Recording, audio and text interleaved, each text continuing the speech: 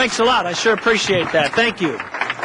Thank you very much. Mayor, thank you for that introduction, kind introduction. I enjoyed our meeting as well, and I can tell this city is in great and capable hands as you go forward in this city with your leadership. And just in the few months that you've been in office, you shared with me some of the great reforms and advances that you're making. I think the future is bright for the city of Manchester. Let's give the mayor a round of applause for his great leadership and service.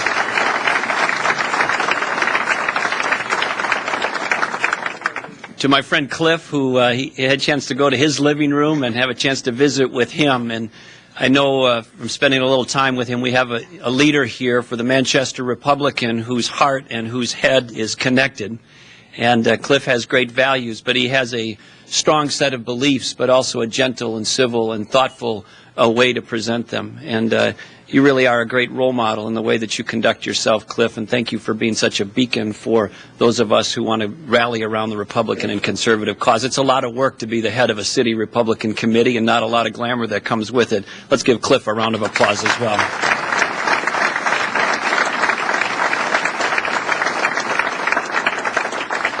I've got a very special guest with me tonight, and that is the First Lady of Minnesota, Mary Pawlenty, and I'm delighted that she's with.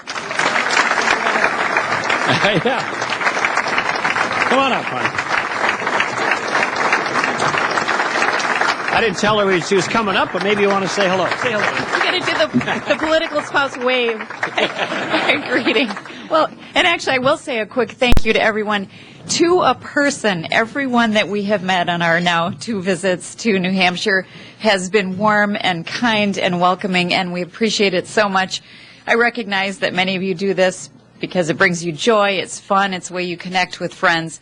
But more importantly, what you are doing, not just for New Hampshire, but for this country in such important times, is incredible. So thank you for being here tonight. I appreciate it. All right.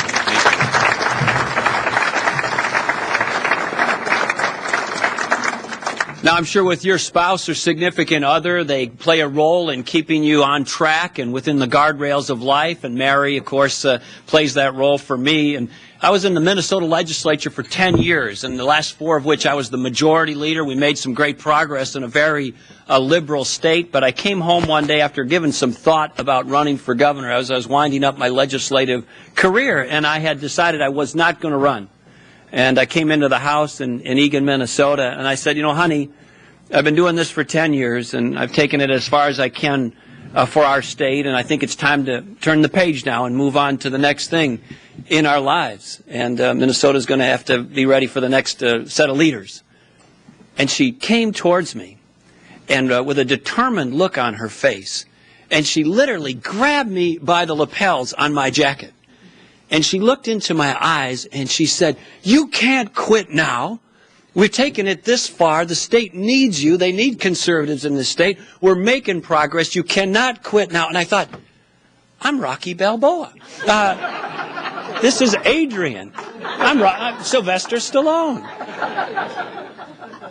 And I was inspired by her comments, and I thought, okay. And it was a turning point in my decision-making. I said, all right, I am going to stay in the fight, and I am going to run, and we're going to continue to try to make a difference.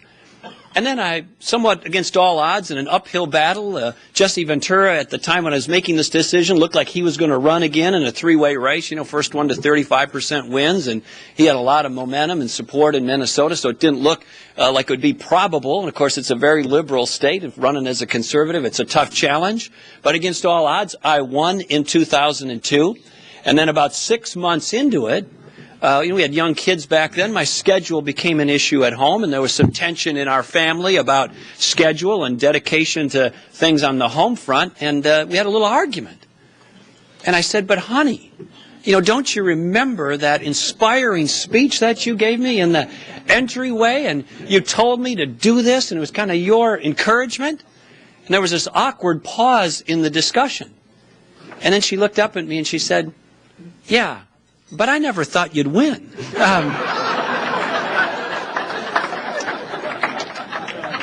True story. So there's a lot of people, as we look back at the results of 2006 and 2008 elections, who had kind of written off Republicans and conservatives in places like Minnesota and the Northeast and other parts across the country. They said, look, the conservatives' time has passed. The sun was setting on the conservative movement. There were commentators saying things that conservatives were bewildered, that they were aimless, they were confused. They were like Barack Obama without a teleprompter. Well, you know. But more seriously, it has been about 17 months since the infamous Wall Street bailout.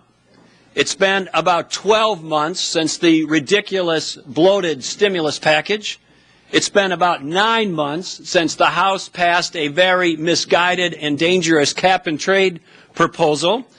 It's been about 4 days since the United States Congress passed one of the worst pieces of legislation in the modern history in the country in the form of this overreaching nanny state health care bill that they passed 4 days ago or so. But the good news is this: help is on the way. And in about 8 months, conservatives all over this country, Republicans all over this country are going to get elected, take back this Congress, and correct the mistakes that this administration and Congress have been taking.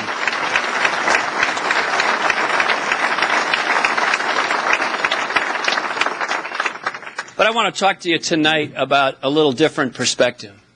I want to talk to you tonight about America. Not America, the piece of geography, this beautiful place that is our country from coast to coast and sea to sea. But I want to talk to you about America, the set of ideals. America, the place that was founded upon certain principles that our founding fathers thought were important, not as a matter of pop psychology, not as a matter of emotion or impulse of the moment, but on time-tested principles based on the history and wisdom of the human experience and the faith and the common sense that they had in our Creator. And so they put these glorious thoughts into the documents that became the founding documents for our nation, and they addressed the principles of limited government and individual responsibility and free markets and the right to life and service to others and charity and kindness and entrepreneurial spirit and the innovativeness that comes with freedom when people can think and create and design and innovate and invent and have an economy that provides the jobs and the private sector activity that we need to have a quality of life in New Hampshire and Minnesota, all across this country.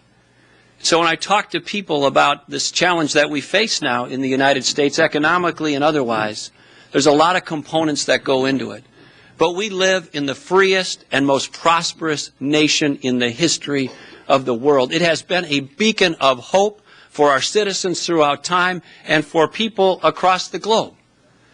But our current leadership of this country, the so-called progressives, now they use that term as if they're forward-leaning. They imply through the terms that they are progressive, that they're looking into the future. But what they're really doing is trying to address the 21st century challenges of America with these solutions from Eastern Europe from a century ago. And they don't work.